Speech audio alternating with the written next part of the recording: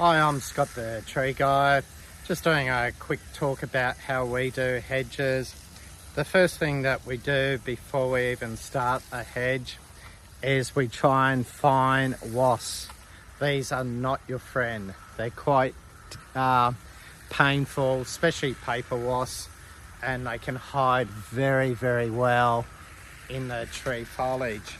So what I use is a rake or a hooky pole, and I shake all the hedges before we begin. So this means that if there's an active nest, there might be a chance that they do fly, and you can observe them, and that way you can deal with them before you get bitten.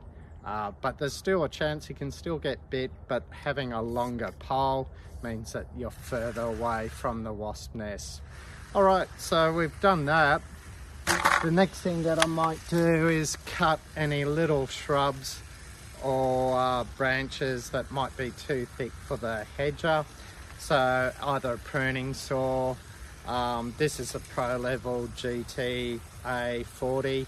I used to use the GT26, still a good mini saw.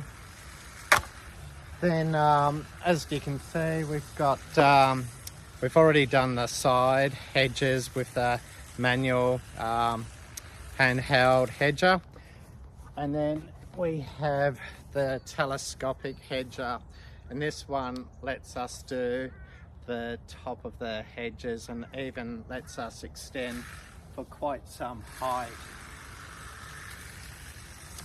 I do what's called a quick cut, so that means I'll go through and cut the bigger branches off. Then I'll pull them out using a rake or hook, and then I'll go and do a fine cut.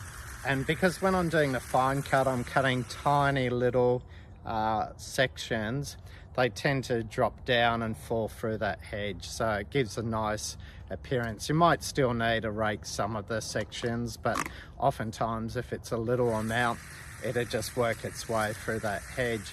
So we've done the sides, done the top, and now we just do the clean up.